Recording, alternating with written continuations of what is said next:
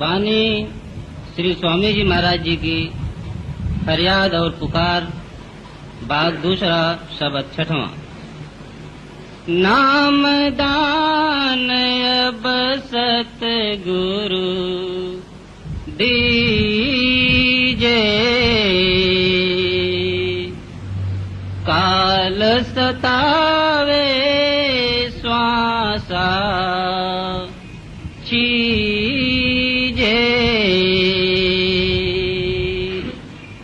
यह बानी हजूर स्वामी जी महाराज की बानी है।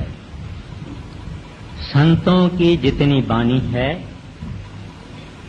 उसमें या सतगुर महिमा है, सतनाम की महिमा है, भक्ति की महिमा है, या चेतावनी की बानी है, या बेनती और प्रार्थना की बानी है। आज जो बानी ली जा रही है वो बेनती और प्रार्थना की बानी है।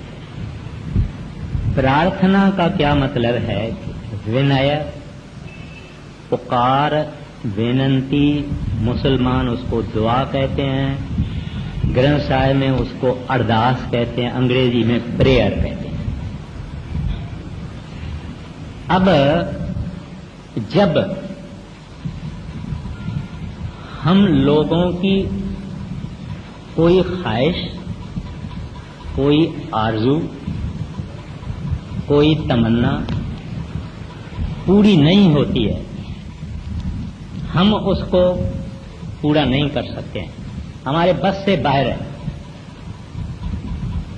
तो हम उस वक्त परमात्मा को या अपने सतगुरु को बेनती करते हैं, अरदास करते हैं कि प्रभु हमारा ये काम पूरा हो जावे, वगैरह वगैरह वगैरह।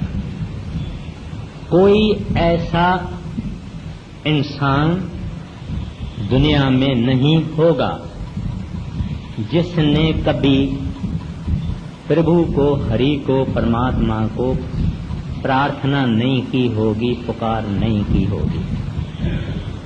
प्रार्थना एक नेचुरल, एक कुदरती हमारे अंदर में भाव है। एक गरीब आदमी है, किसी दफ्तर में काम करता है, यानी प्योन है, पटेवाला है, उसको 150 रुपया मायाना पगार मिलता है, तनख्वाह मिलती है,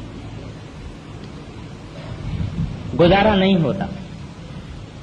2 बच्चे हैं, बीबी हैं, कुछ किराया भी थोड़ा देना है, तो वो सेठ को प्रार्थना करता है, विनती करता है कि सेठ साहब आप दया करो, मेरा 150 रुपए से गुजारा नहीं होता है, 2 बच्चे हैं, उनका पढ़ना है, किराया है, खाना पीना है, महंगाई का समय है, आप कृपा करके मेरी पगार में तरक्की कीजिए।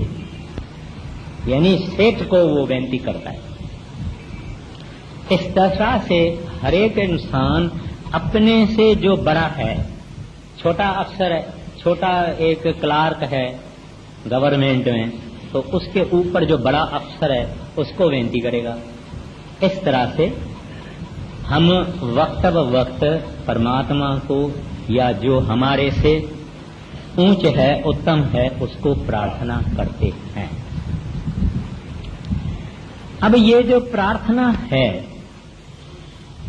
ये आलमगीर है, मानो यूनिवर्सल। कभी एक भजन करने वाला आदमी है, भजन में बैठा, भजन हुआ ही नहीं, मन यहां भटका, वहां भटका, वहां भटका, वहां भटका, समझ में नहीं आता है, कहता है क्या करूं, मन नहीं लगता है, तो अंदर अंदर अपने सतगुरु को प्रार्थना करेगा, सच्चे पातशाह कुछ समझ में नहीं आता है, पापी तो हम हैं, गुनहगार भी हैं, नीच भी हैं, पतत भी हैं, कमजोर भी हैं, लेकिन बावजूद इन सब चीजों के आप हमारे ऊपर रहम करो। प्रभु जी अवगुण मेरे चित्त ना धरो, मेरे ऊपर दया करो, आज क्यों मेरा भजन नहीं बनता। तो भी ये अंदर में अपने सतगुरु को विनती करता है ताकि इसका भजन करे। अब इसको प्रार्थना कहते हैं कि हमारे हृदय के अंदर जब कोई दुख हो, कोई तकलीफ हो, कोई कष्ट हो, कोई ऐसी चीज है जिसके लिए हम तड़पते हैं, तो हमारे हृदय से पुकार निकल जाती है। अभी किश्ती में 5-6 आदमी बैठे हुए हैं, एलिफेंटा केव्स पर जा रहे हैं, एक तूफान आ गया, किश्ती डूबने लगी, ये क्या करेगा। जो किश्ती चलाने वाला है वो भी खुद डूब रहा है, किश्ती भी डोलती रहती है। हृदय से पुकार जाएगी कि हे प्रभु, हे वाहगुरु। हर एक मुसलमान कहेगा ए रब्बा, ए खुदा, रहमत करो, फजल करो।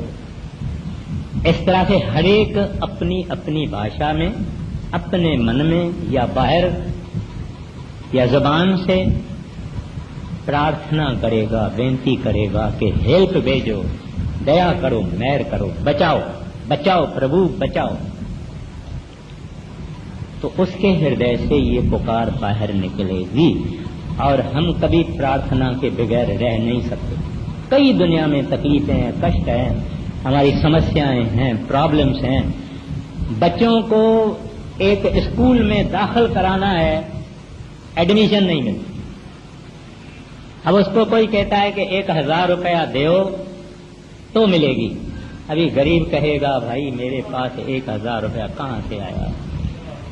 दूसरा नहीं तो मन में तो बोलेगा हे भगवान, हे प्रभु, मैं गरीब आदमी हूं, मेरा कोई इन्फ्लुएंस भी नहीं है, ये भी नहीं है, आप कुछ दया करें। तो ये है प्रार्थना जो हर एक इंसान करता है। जैसा जैसा उनकी तकलीफ, ऐसी ऐसी प्रार्थना। अब किसको हम प्रार्थना करें? सचमुच परमात्मा हरि गोविंद रब वह गुरु अकाल पुरख को ही प्रार्थना करें, क्योंकि वो सबके साहिबों का साहिब है, सब साहिबों का साहिब है। इस वास्ते हम बड़े से बड़े को क्यों न प्रार्थना करें। एक दफा राजा अकबर जंगल में चला गया, कहीं ऐसी गलत जगह पे चला गया। घोड़ा और आप, इसके आदमी भी अलग हो गए, पानी भी नहीं, खाना भी नहीं। देखा कि एक छोटी सी झोंपड़ी है, उसमें चला गया। वहां एक किसान था गरीब, उसके पास चला गया। उस किसान ने जो थी, दही थी, चटनी थी, कुछ भी था, उनको खिलाया पिलाया। और अकबर बादशाह बड़ा खुश हो गया पानी ठंडा पी के। उसको कहता है सुनो भाई, मैं हूं बादशाह अकबर,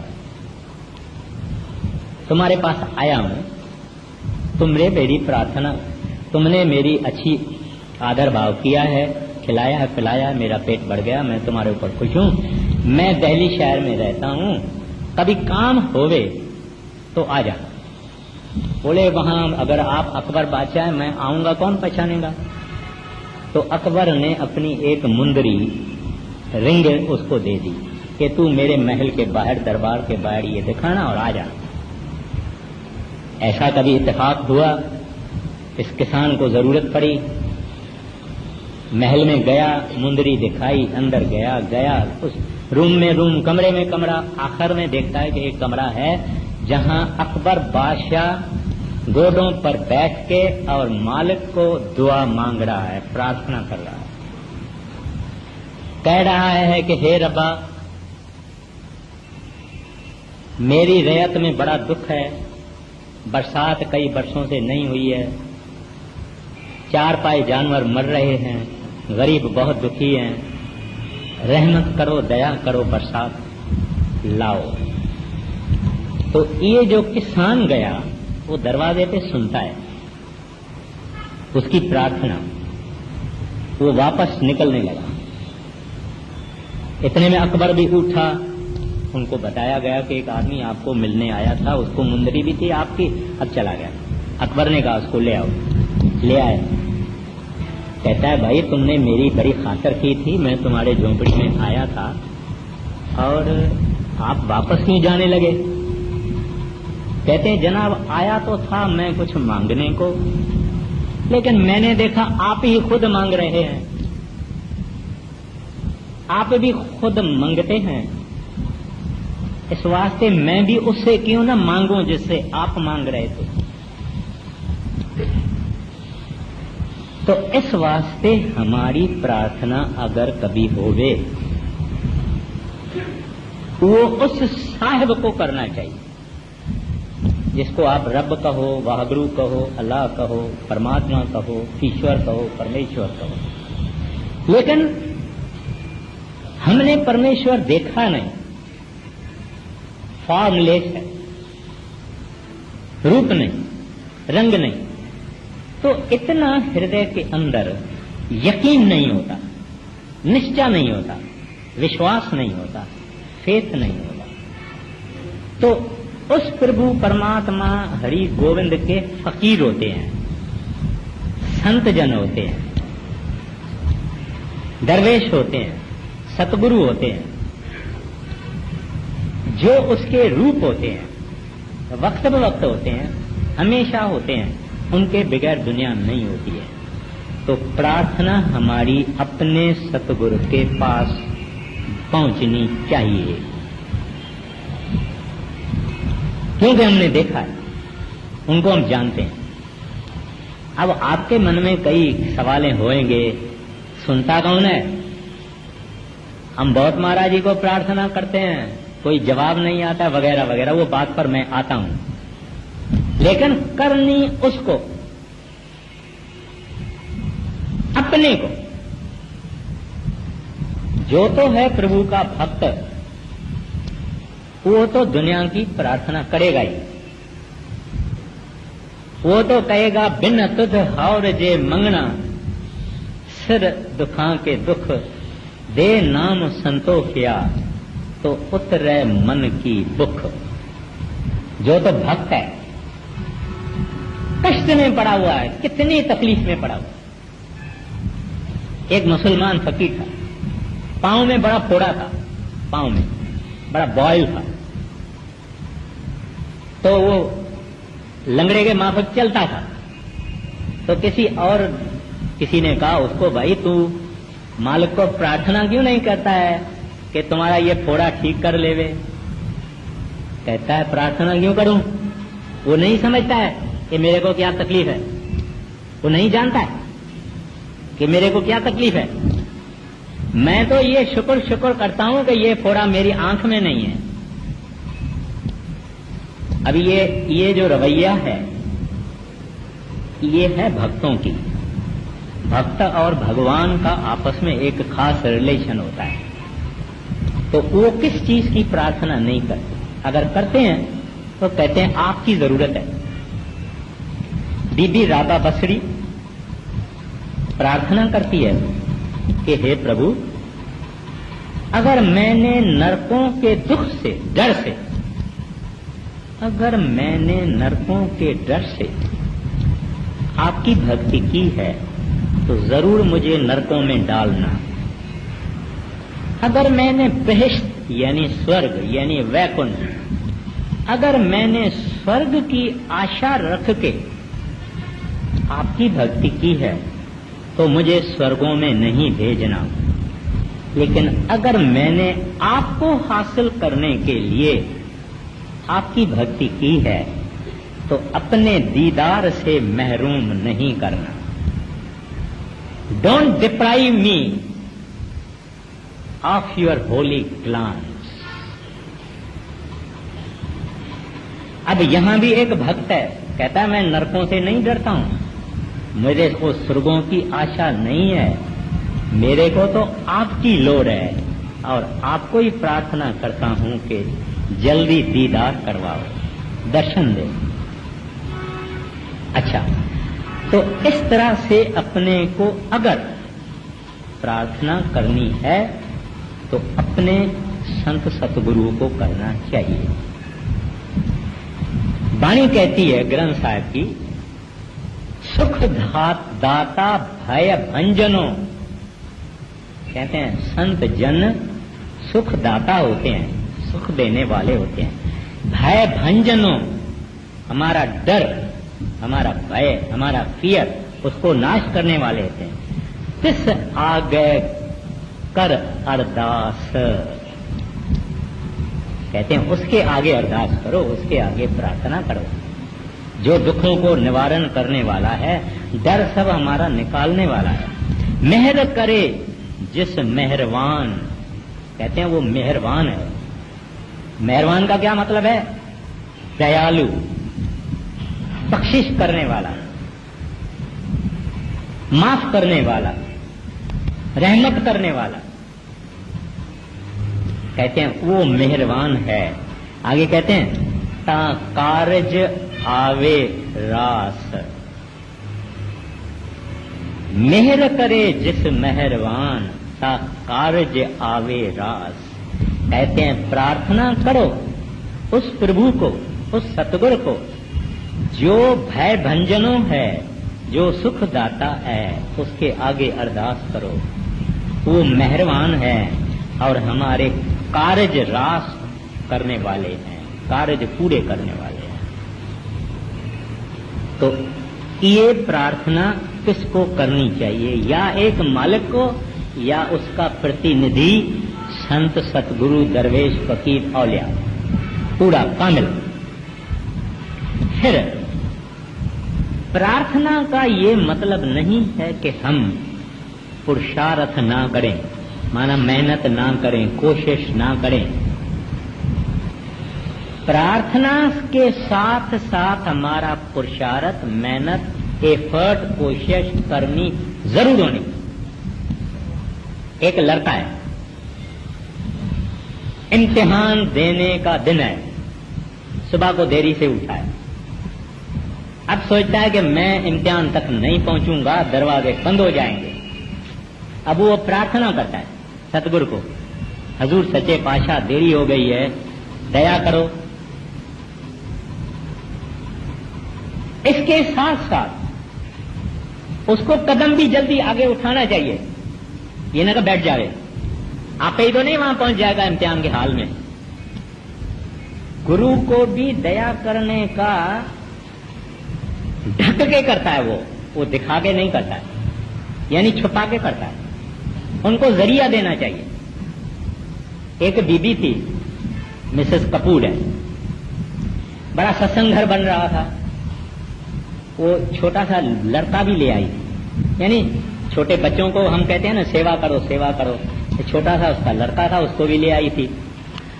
तो वो ईंट बेचारा उठा रहा था, एक ईंट सिर पर उठा रहा था, एक। तो कोई इत्तेफाक से वो गिर पड़ा, ईंटों में गिर पड़ा, तो यहाँ फ्रैक्चर हो गया। और फ्रैक्चर ऐसा हुआ कि ये लटकता, ये हाथ और ये जगह लटकती। बेबी भी तकड़ी थी, आई महाराज जी के पास, महाराज तुम्हारी सेवा कौन करेगा? ए देखो मेरे बच्चे का ये फ्रैक्चर हो गया है। महाराज जी ने पहले ही इधर हाथ डाल दिया, बच्चे को बोला आओ इधर, उधर हाथ डाल दिया, आओ इधर बैठो बैठो बेटा बैठो बैठो। क्या हुआ तुम्हारे को, क्या हुआ? महाराज जी को कहती है तुसी देखते नहीं? महाराज जी कहता है बीबी मुझे दिखाओ भी, क्या हुआ है, तुम इतना चिल्लाती है, हुआ क्या है? और बीबी देखे तो कुछ भी नहीं है, कुछ भी नहीं है। वो तो पहले ही महाराज जी ने हाथ रख दिया उसके ऊपर। खैर, तो संत दया मेहर करना चाहते हैं, लेकिन ओपन नहीं, ढक के करना चाहते हैं। तो अगर लड़का देखता है कि मुझे इम्तिहान में पहुंचना है, जल्दी देरी हो गई है, उसका काम है कि जरा जल्दी भागे, तो रहमत उसके साथ जाएगी। कुछ भी करेंगे, वो मालिक है, करना चाहें कर सकते हैं, लेकिन हमारा काम है कि उसके साथ साथ पुरुषार्थ करना, मेहनत करना। अब कोई आदमी बीमार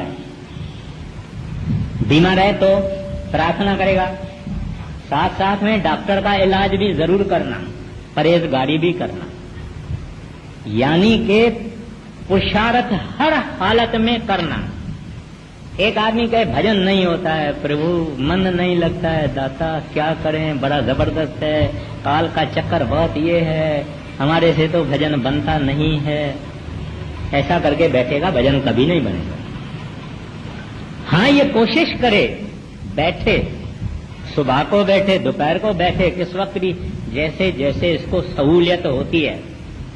अभी बीबियां हैं घर में, जब पति देव चला जाता है, सेठ चला जाता है, जमींदार चला जाता है, बच्चे स्कूल में चले गए, तो माता बहन घर में अकेली बैठी है, टाइम भी है, उस वक्त बैठ सकती है। मतलब बैठना, मेहनत अपनी करना, कोशिश अपनी करना, साथ में प्रार्थना करना कि सच्चे पातशाह हम कमजोर, गुनहगार, काले हमारे करतूत, बुराई के सिवाय हमारे पास कुछ भी नहीं, आपके सामने खड़ा रहने के भी हम लायक नहीं है प्रभु, लेकिन तेरे आसरे बैठते हैं, तू हमारा आसरा है, तू हमारी टेक है, आप दया करो, मेहर करो, मैं भजन नहीं कर सकता, आपके आसरे बैठता हूं प्रभु। अब प्रार्थना चली गई, साथ साथ में इसने उद्यम किया। ग्रंथ साहब की वाणी कहती है, उद्यम करो बड़ भागियो, है वर भाग्य ने बड़े भाग वाले नाम मिला है, उद्यम करो बड़ भागियो, कहते हैं उद्यम करो। उद्यम करो माना पुरुषार्थ करो, मेहनत करो, करनी करो, अभ्यास करो, साधना करो, गुरु की मेहर मिलेगी। इट इज कपल्ड, भजन के साथ मेहर बांधी हुई है, करेगा मिलेगी, ना करेगा ना मिलेगी। ये भजन से दया मेहर पैदा होती है, रहमत उससे पैदा होती है, जो नहीं बैठेगा नहीं मिलेगी। खैर, अब ये हो गया कि प्रार्थना हमारी किसको करना चाहिए। फिर ये सवाल है, पुरुषार्थ छोड़ देना चाहिए क्या? नहीं, पुरुषार्थ करना चाहिए। अभी डेरा है इतना बड़ा, डेरे को महाराज जी लंबी लंबी 8 फुट की दीवार लगाते हैं, सारा कंपाउंड वाल लगाते हैं। वो मालिक हैं, हवा क्या, अग्नि क्या, पानी क्या, मट्टी क्या, सब उसके हाथ में है, सब उसके हाथ में, जो करना चाहे करें। लेकिन वो भी पुरुषार्थ करते हैं, रूहानियत नहीं चलाते हैं। महाराज श्री कृष्ण ने गीता के अंदर भी यही कहा है कि मैं भी खाली नहीं बैठता हूं, मुझे भी कर्म करना पड़ता है। तो इस वास्ते कर्म, मेहनत, साधना करनी जरूर करनी है, सुस्तों का काम नहीं है। अगर हम चाहते हैं कि एक दिन परमात्मा हरि गोविंद का दर्शन करें, तो ये काम सुस्तों का नहीं है, सुस्तों से ये नहीं होता। दुनिया में भी जितने आप देखते हैं जो कुछ बन रहा है, सुस्तों से नहीं बना, मेहनत करने वालों से बना। तो ये परमार्थ में तो बहुत मेहनत चाहिए। अब दूसरा सवाल आया कि हमारी प्रार्थनाएं कबूल क्यों नहीं होती है। हम ये कहते हैं कि भाई हमने तो प्रार्थना की, कबूल नहीं हुई, होता नहीं है। हमको अगर प्रार्थना करनी चाहिए, पहले पहले तो कोई नीच प्रार्थना नहीं करनी चाहिए। नीच माना एक दुकानदार है, उसके सामने दूसरा भी दुकानदार है, दोनों कपड़ा बेचते हैं या दोनों ज्वेलरी बेचते हैं। अब एक आदमी कहता है, हे भगवान, इसके पास एक ग्राहक नहीं जावे, सब ग्राहक मेरे पास आवे। ये प्रार्थना कबूल नहीं होगी, ये गलत प्रार्थना। इस तरह से कई प्रार्थनाएं हैं जिसमें वैर, विरोध, हसद, ईर्खा, अग्नि, ये प्रार्थना कबूल नहीं होती। कोई आदमी किसी का दुश्मन बन जाए, बोले इसका बेड़ा गर्क हो जावे, नाश हो जावे, इसके घर को आग लगे, इसका ये होवे, प्रार्थना कबूल नहीं होगी। अच्छा, अगर नेक प्रार्थना है और सतगुरु देखते हैं कि इस प्रार्थना से माना इसका अगर मैं काम करूंगा तो ये भजन ज्यादा करेगा या सुस्त हो जाएगा। अगर देखेंगे कि ये सुस्त हो जाएगा तो वो काम पूरा नहीं करेगा। अगर देखेंगे कि इसने मांग ऐसी मांगी है जिसमें ये आगे बढ़ेगा तो पूरा कर देगा, नहीं तो नहीं करेगा। वो देखते हैं। और फिर दूसरा, हमको सब्र भी होना चाहिए, सब्र भी होना चाहिए। अगर कोई मां कहती है मालिक को, हे प्रभु मेरे घर में 7 लड़कियां हैं, एक तो लड़का दे दो।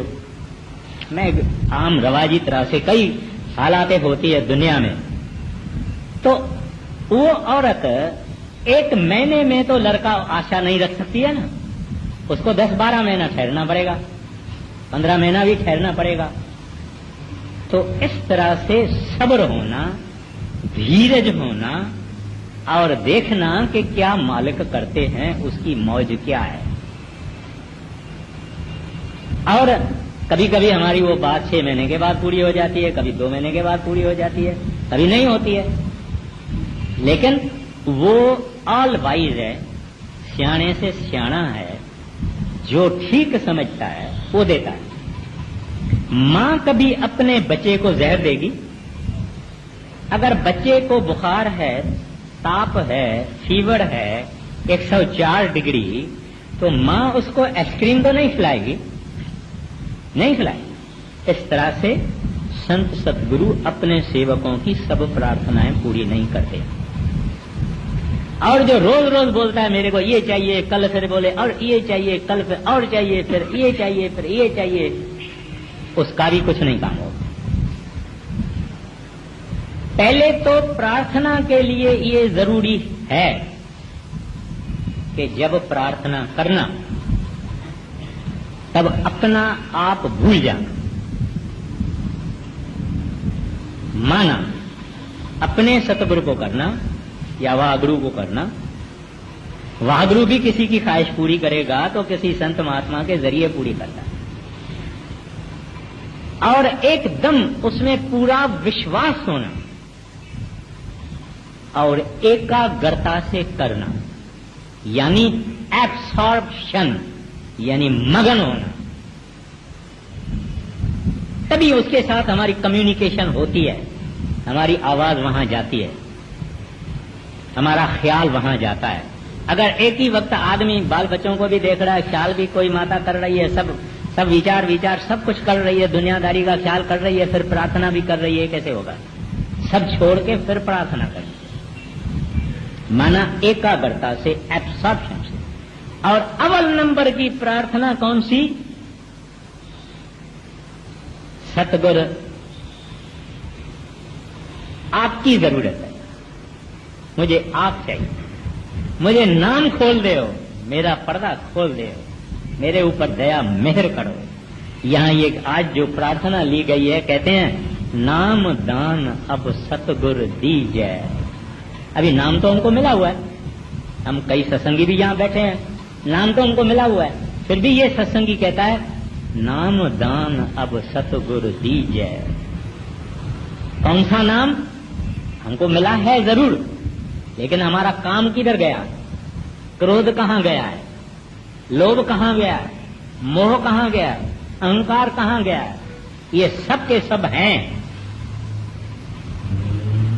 क्योंकि जो नाम असल है, असल का मतलब यह है कि जो धुन आत्मक नाम है, जो शब्द स्वरूपी नाम है, जो हर एक घट घट में बसता है, वो नाम की मांग रहा है सेवक कि प्रभु मुझे वो नाम देव, अंदर खोलो, प्रकाश करो उस नाम का, उस शब्द को खोलो, नाम को खोलो, तो हमारे अंदर परिवर्तन आएगा, इनकलाब आएगा, हमारा काम ठंडा होगा, क्रोध ठंडा होगा, लोभ ठंडा होगा, मोह ठंडा होगा, अहंकार ठंडा होगा, नम्रता आएगी, नाम जब तक नहीं खुला कुछ नहीं होगा। हमारे कुछ सत्संगी कहते हैं भाई हमने तो 2 बरस हुआ है, नाम लिया है, हमको कुछ अंदर प्रकाश नहीं दिखाई देता, शब्द नहीं सुनाई देता। उनसे पूछो भाई कितना देरी बैठते हो? कहते हैं 10-1 मिनट बैठता हूं। अभी श्रीमान जी 10 मिनट बैठता है और 10 मिनट में सूरत ऊपर चढ़ेगी, ये शब्द सुनेगा और प्रकाश देखेगा। कैसे होगा? अब ये सिख कहता है प्रभु मैं तो हारा, आपकी शरण में आया हूं, दया मेहर करो, मेरे अंदर वो सच्चे नाम का प्रकाश हो गए। मैं आपके दरवाजे पे भिखारी हूं, यही बेनती करता हूं, यही प्रार्थना करता हूं। मेरे अंदर चाह पैदा करो, मेरे अंदर शौक पैदा करो, तुम्हारी जुदाई का एहसास हो। प्रभु मेरे ऊपर दया करो, नाम दान अब सतगुरु दीजय। और कुछ नहीं मांगता है। जब रब ही आ जावे, जब हरि अपना हो जावे, जब गोविंद ही अपना हो जावे, और किस चीज की जरूरत है? तो ये सिख मूल बात पे चला गया, नाम दान अब सतगुरु दीजय। ये प्रार्थना कैसे? वो प्रार्थना के भी नमूने होते हैं। एक ये है, हम कभी मंदिर में जाते हैं, गुरुद्वारे में जाते हैं, चर्च में जाते हैं या कहाँ जाते हैं, आवाज से प्रार्थना करते हैं, माना सुनाई देता है। अभी सत्संग जब समाप्त होता है ना, हम कहते हैं करूं बेनंती दुई कर जोड़ी, अर्ज सुनो राधा स्वामी मोरी। अभी ये हम आवाज से करते हैं। ये प्रार्थना के अंदर एक अवगुण है कि मुंह चलता है, मन कहीं और, यानी मुंह चलता है मैकेनिकली, क्योंकि रोज रोज कहते हैं रोज प्रार्थना तो दिल से होना चाहिए, दिल से निकलना चाहिए। कोई आहाजारी हो, कोई तकलीफ हो, कोई कष्ट हो, कोई प्रॉब्लम हो, ऐसी हालत में आके इंसान मिला है जहां के समझता है कि अगर मुझे अभी मदद नहीं पहुंची तो खत्म हो जाऊंगा, तो उसके हृदय से प्रार्थना जाती है और 7 आकाशों से भी दूर जाती है और परमात्मा को, गुरु को आराम करने नहीं देती है वो प्रार्थना। बड़े महाराज जी का जब जमाना था तो चिट्ठियां लाला मुंशी राम जी खोलते थे और महाराज जी को सुनाते जाते थे। फिर महाराज जी बोलते इसको ऐसा लिखो, वो नोट लेता था, फिर इसको ऐसा लिखो, वो नोट लेता था, इसको ऐसा लिखो। फिर कोई चिट्ठी बोलते थे मुझे दो, मुझे दो, ये चिट्ठी पढ़ते, ये चिट्ठी हाथ में, इधर हाथ।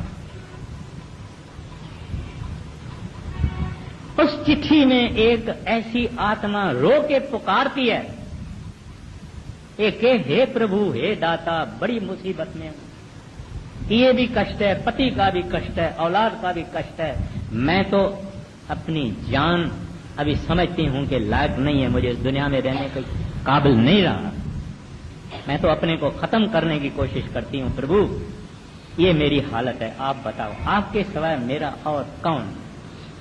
किसके बाद शिकायत लेके जाऊं? कौन सी देवी देवता के पास चले जाऊं? आप अगर रहमत करो तो होगा काम, नहीं तो नहीं होगा। अब संत बड़े दया के सागर होते, दया आ गई हृदय के अंदर, दया की लहरें ठाठें मारने लगी। महाराज यूं करके दया भेज दी। चिट्ठी का जवाब बाद में पहुंचा, चिट्ठी का जवाब भी गया, उसमें तो ये लिखा था बीबी सिमरन भजन करो, ये पैटेंट है, सिमरन भजन करो, क्योंकि सिमरन भजन से हमारे बुरे कर्म नाश होते हैं, तकलीफें नाश होती है। सिमरन भजन ही दवा है, मुख्य दवा तो नाम है, लेकिन नाम संतों ने यूं ही दिया, रहमत करके दिया। अब एक बीबी ने ऐसा चिल्लाया इतना दर्द से कि सतगुरु के हृदय के अंदर दया का वो सागर छोले मारने लगा और दया उन्होंने भेज दी। वो प्रार्थना है जो शांति है, चुप में जाती है, जुबान नहीं चलती, मन चलता है, हृदय चलता है और उसमें बेबसी है, प्रभु मेरा और कोई नहीं। किसके पास जाऊं दाता, तुम्हारे बगैर हमारा कोई। तो जब ये रूह से पुकार जाती है, ये असल प्रार्थना इसको कहते हैं मिस्टिकल,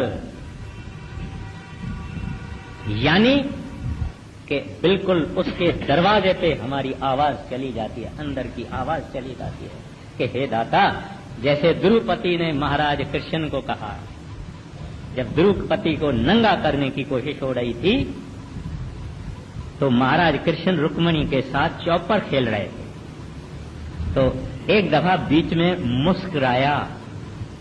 रुक्मणी पूछने लगी, महाराज क्या बात है? कहती कुछ नहीं, तुम खेल चालू रखो। खेल चालू रहा। फिर 5 मिनट के बाद महाराज कृष्ण उठे, खरामा पहनी, बोछन लगाया, कहता है मैं जाता हूं। कहते हैं कहां जाते हो, कहां जा रहे हैं प्राणनाथ? महाराज कृष्ण कहते हैं पहले पहले द्रुपदी ने कहा ये मेरे 5 पति बैठे हुए हैं, ये इतने भीषम पितामह ऋषि मुनि बैठे हुए हैं, इनके सामने एक अबला नारी को नंगा किया जाएगा, कैसे होगा? और मेरा कृष्ण भी है, ऐसे भी उसने सोचा, मेरा कृष्ण भी है, 5 पति भी है, ऋषि मुनि भी है, इनके होते हुए कौन मुझे नंगा करेगा? कहते हैं अब कहती है महाराज कृष्ण तुम्हारे सिवाय और कोई नहीं, क्योंकि 5 पति कुछ नहीं कर सकते थे, कोई ऋषि मुनि उठ नहीं सकता, भीषम पिता में कुछ नहीं कर सकता, साड़ी में हाथ डाला गया। उस वक्त रूह की पुकार कही, हे प्रभु महाराज कृष्ण मेरी लाज रखो। महाराज कृष्ण बोले रुक्मणी को, अब भी फकत मेरे को याद करती है, इस वास्ते जाना पड़ेगा। मगर वो प्रार्थना द्रुपति की प्रार्थना नहीं थी, ये रूह की आवाज थी, और वो रूह की आवाज एक दर्दमंद दुखी अबला नारी की आवाज संतों महात्माओं को हिला देती है। तो ये प्रार्थना है जिसको कहते हैं मिस्टिकल, एक गैबी प्रार्थना। बाकी एक प्रार्थना है, वो ये है कि चुपचाप शांति में हमेशा मांगते रहना, दाता ये मेरा आखिरी जन्म है, ये मेरा आखिरी जन्म है, दूसरा जन्म नहीं लेऊंगा, मुझे और कोई ख्वाहिश नहीं चाहिए, कुछ नहीं चाहता हूं, आपको चाहता हूं, जब चाहे तब ले जाना, मगर मैं तैयार हूं। यानी चालू है इसकी प्रार्थना। प्रार्थना ऐसा नहीं है कि हम एक रूम में कमरे में जाके प्रार्थना करें, चलते चलते हमारे मन में जो चीज है वो हमारी प्रार्थना है। अगर ये कहता है प्रभु दूसरा जन्म मुझे लेना नहीं है, ये मेरा जन्म है, दुख सुख जो देना है दे दो, ख्वाहिशे वाहिशे मेरे पास कुछ नहीं है, जब चाहिए ले जाना, मेरा बिस्तरा गोल है, ये प्रार्थना है। खामोश में हमेशा कोई सिख कुछ मांगता है, कोई सिख कुछ मांगता है, कोई सिख कुछ मांगता है, कोई कुछ मांगता है। अगर प्रभु मिलन की बात है, हरि मिलन की बात है, वागड़ू मिलने की बात है, तो वो सुनते हैं, क्योंकि असल प्रार्थना है मौजूद है। महाराज जी कहते हैं your meditation is your prayer.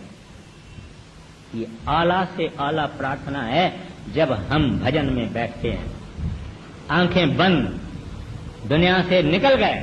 जब आंखें बंद हो गई हम दुनिया से निकल गए, हम अंदर है, हमारा हेडक्वार्टर भी बदल गया। हमारा हेडक्वार्टर नहीं तो ये दुनिया है।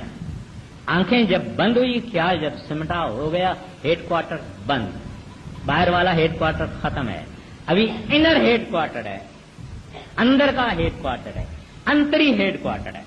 आंखें बंद करके ये आगे चले, आगे चले, आगे चले, आगे चले, आगे चले, आगे चले, जब तक जिंदा मर जावे और वापस आ सके। तो मेडिटेशन प्रेयर है। जब आदमी पूरे सतगुरु का चिताया हुआ जब भजन में बैठता है, सरदार बहादुर जी महाराज कहते हैं एक सेकंड भी अगर वो शब्द को सुने, एक सेकंड के लिए परमात्मा की दरबार में उसके हाजिरी लग जाती है।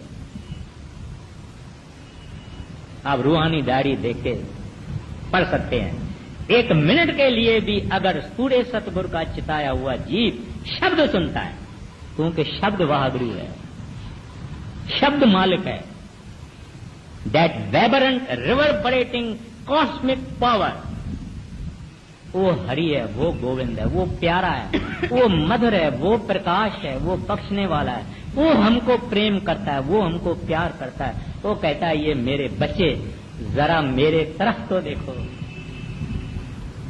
वो ही संतों का रूप धारण करके आता है। अपने टाइम में कबीर साहब बन के आए, अपने टाइम में गुरु नानक साहब बन के आए, अपने टाइम में गुरु अंगद साहब बन के आए, अपने टाइम में गुरु अमरदास साहब बन के आए। ऐसे पाशाइयां आई। इस वास्ते कहते हैं, ऐ दुनिया वालों थोड़ा हमारे तरफ भी देखो। क्यों विष्टा के अंदर लगे हुए हो? विष्टा में आए, विष्टा में रहे, विष्टा में मर जाओगे। जरा हमारे तरफ भी देखो, हमारा संदेश भी सुनो। इतना बड़ा श्री गुरु ग्रंथ साहिब है, एक एक कड़ी आप पढ़ो, सेवक को जगाने के लिए है। एको सत नाम करता पुरख निर्भव निर्वैर अकाल मूर्त अजूनी संभव गुर प्रसाद जप। जपो जपो जपो जपो जपो जपो जपो, संतों का ये कहना है, हम सुनते नहीं। तो अब क्या कहते हैं, सतगुरु नाम दान अब सतगुरु दीजै प्रभु।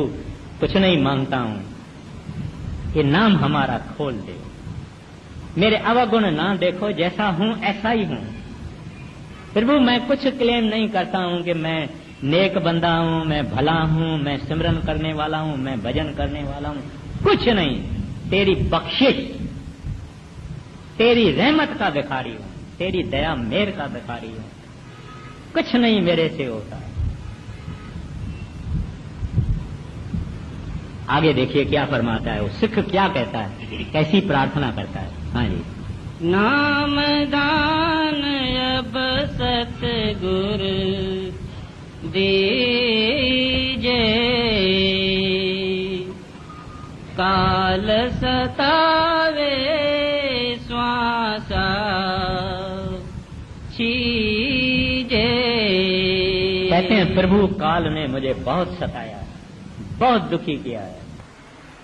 कई किस्म से हमारे को ये काल तकलीफ देता रहता है।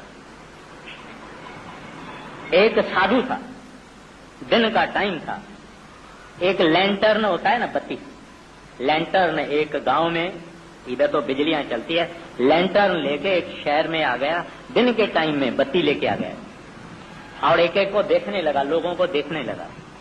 एक बंदा आया उसके सामने, उसको कहता है, साधु महाराज ये क्या अजीब चीज है, दिन का वक्त है, आप किसको ढूंढ रहे? कहता है कि इंसान को ढूंढ रहा हूं। लोग हंसने लगे, कहते ये सब हम इंसान नहीं है? कहता है नहीं, तुम इंसान नहीं है। बोले फिर हम कौन है? कहता है तू आदमी है।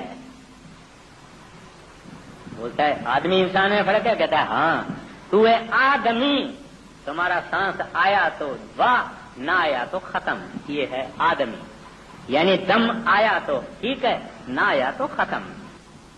कहता है फिर इंसान क्या है?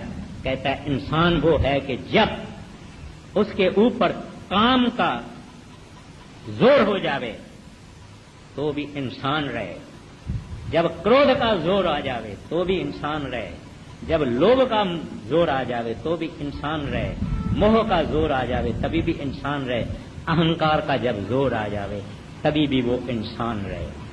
माना काम के वक्त उसमें शील आवे, क्रोध के वक्त उसको खिम्या आवे, लोभ के वक्त उसको संतोष आवे, मोह के वक्त उसको धीरज आवे, अहंकार के वक्त उसको निम्रता आवे। ये तो संत करते हैं। महाराज गुरु नानक साहब जी कहते हैं, मुल खरीदी लाला खोला, मेरा नाम सुभागा।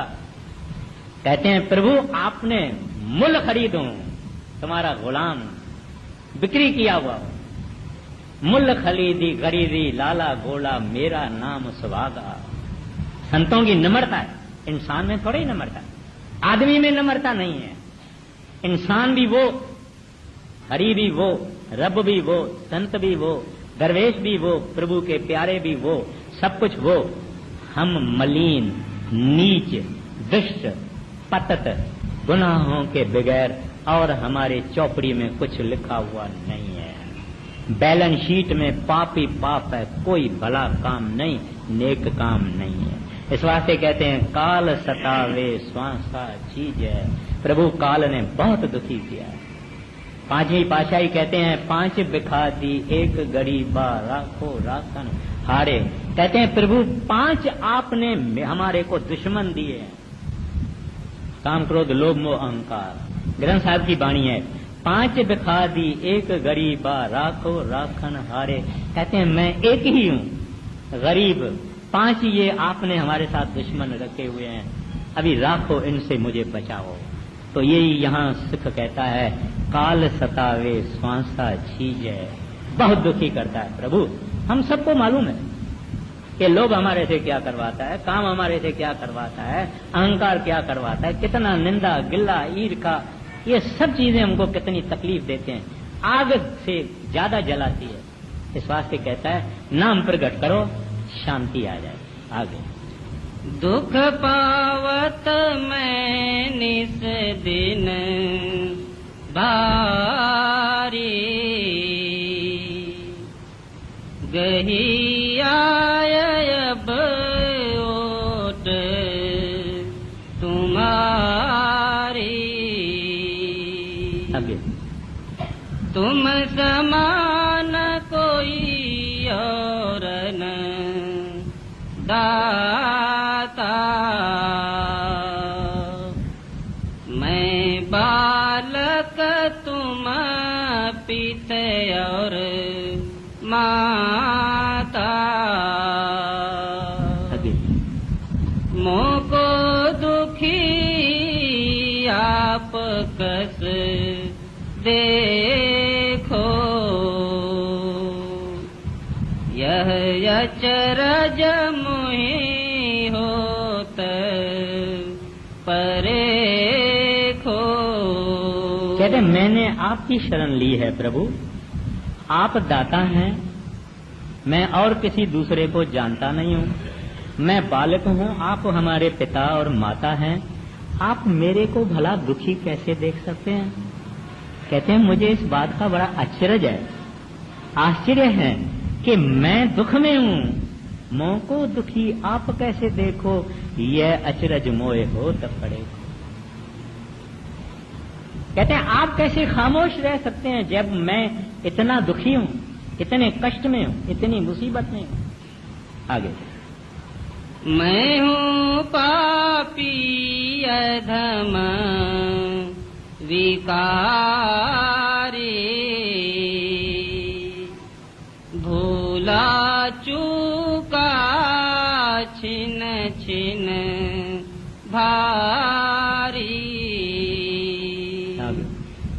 अवगुण अपने कह लग बरनू, मेरी बुद्धि समझे नहीं मरमू। अब कहते हैं प्रभु मेरे समझ में नहीं आता है, मेरे को इतनी बुद्धि नहीं है, भूल भी है मेरी, चूक भी मैं करता हूँ, अवगुणों से भी मैं बड़ा हुआ हूँ, लेकिन मेरी बुद्धि ये नहीं समझती है कि आप खामोश क्यों हैं जब मैं इतने दुख भोग रहा हूँ। अब बात ऐसी है, जब भी हमको कोई कष्ट है, तकलीफ है, दुख है, मुसीबत है, आपदाएं हैं, कोई दुख का समा गुजर रहा है और कुछ नहीं होता, तो ये समझना चाहिए कि हमको संत सतगुरु एक ऐसे वक्त से गुजर हम रहे हैं ताकि हम इसको उसका भाना समझें। भाने का मतलब क्या है कि वो हमको पकाना चाहता है।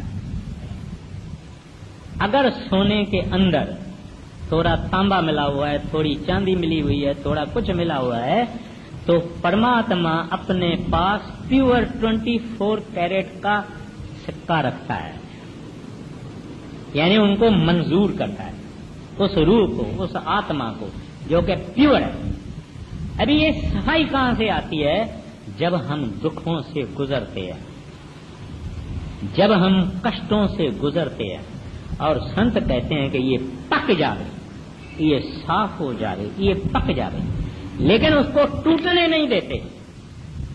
विचार में रखने की बात है कि वो टूटने नहीं देते हैं, मोड़ते हैं, बेंड करते हैं, लेकिन तोड़ते नहीं हैं। जब देखता है कि ये नहीं सह सकता है, हाजिर हो जाते हैं, ठंडक आ जाती है, रहमत आ जाती है। लेकिन कहता है कि ये सह सकता है, देव इसको साफ करो, इसके गुनाह साफ करो, निर्मल करो, इसको सोना बना के अपने खजाने में डालूंगा, अपनी मिंट में डालूंगा। वो समय अपने को समझना चाहिए कि ये इनका भाना है। ये चाहते हैं, मैं कौन हूं जो नहीं चाहूं।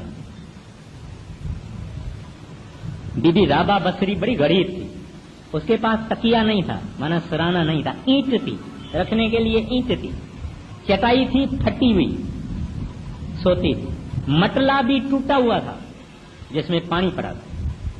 तो एक दूसरा फकीर आया, वो उसको कहता है, बीबी मेरा एक शाहूकार आदमी दोस्त है, वो तुम्हारे को कुछ दरहम देगा, माना पैसा देगा, तू जरा सुख की जीवन तो ले लो।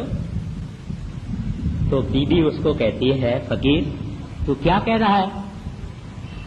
जिस परमात्मा ने, जिस रब ने इसको पैसा दिया है, शाहूकार किया है, उसी रब ने मुझे गरीब किया है। देखिए विचार कैसा है। हम तो शिकायत करते हैं ना, प्रभु के प्यारे शिकायत नहीं करते हैं। जिस परमात्मा ने इसको पैसा दिया है, उस परमात्मा ने मुझे गरीब किया है। उसको पैसा देने में उसका कोई मतलब होगा, वो जाने।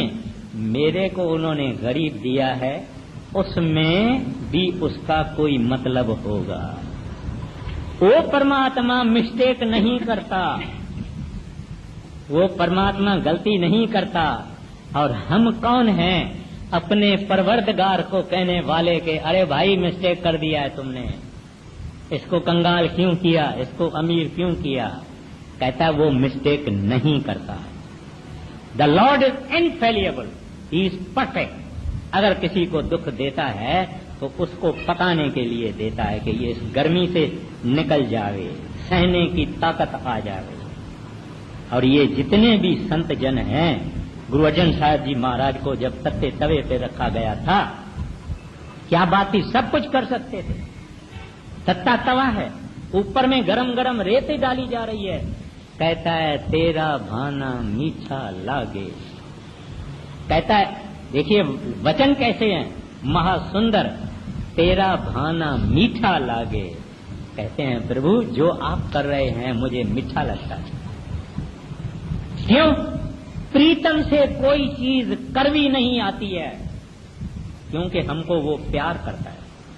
अगर मां अपने बच्चे को जबरदस्ती मुंह में कड़वी दवाई डालती है, अगर बच्चा सोचे कि ये बड़ी रहम दिल नहीं है, बेरहम है, गलत है, मां बहुत रहीम होती है, बच्चे के फायदे के लिए उसको थोड़ी तकलीफ देती है कि दवाई पिएगा तंदुरुस्त हो जाएगा। अगर हमारा गलीचा, घर में गलीचा रखते हैं ना, गलीचा मैला हो जावे, हम उसको क्या करते हैं, बाहर निकाल के धूप में और एक सोटी लेके और उसको पीटते हैं तो इसकी मट्टी निकल जावे। जितना ज्यादा पीटेंगे इतना ज्यादा मट्टी निकलेगी, गलीचा साफ होगा। ऐसे वो प्रभु हमारे को कभी कभी कभी कभी कभी कभी तकलीफ देते हैं कि इसको पार कर दें, इसकी सफाई कर दें। और हमको भी समझना चाहिए कि जो करने वाला है वो ही करता है, इसमें भी उसने कोई भला सोचा होगा। तो इस वास्ते कहते हैं मेरी बुद्ध समझे नहीं मर्मू। कहता प्रभु मेरे दिमाग से ये बात दूर है कि मैं दुखी और आप खामोश। ऐसे करते हैं ताकि हम साफ हो जावें, पक जावें। आगे अवगुण अपने कह लगे बरनू,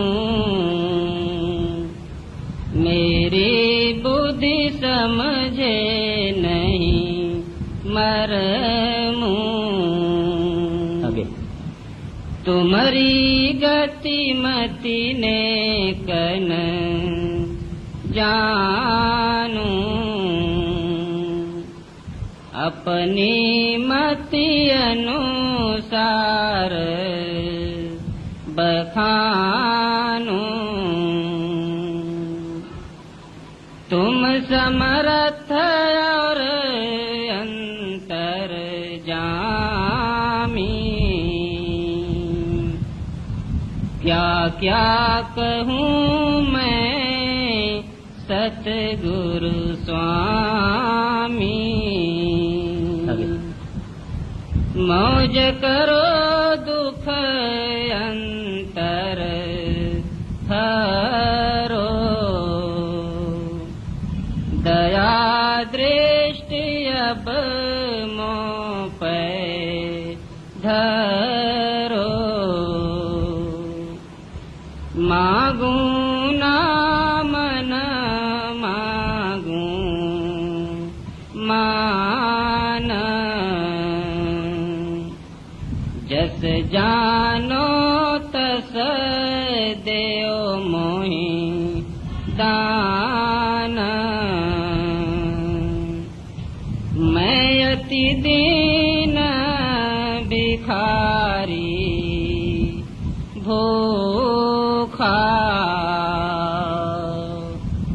प्रेम भाव नहीं सब विधि रूखा कैसे दोगे नाम अमोला मैं अपने को बहुविधि तोला होय निराश सबर कर बैठा पर मन धीरज धरे न नेका शायद कभी मेहर हो जावे तो कहूँ नाम नेक मिल जावे बिना मेहर कोई जतन न सूझे बख्शिश होय तभी कुछ बोझे किनका नाम करे मेरा काज हे सतगुरु मेरी तुमको लाज अब तो मन कर चुका पुकार राधा स्वामी करो उधार अब तो मन कर चुका पुकार राधा स्वामी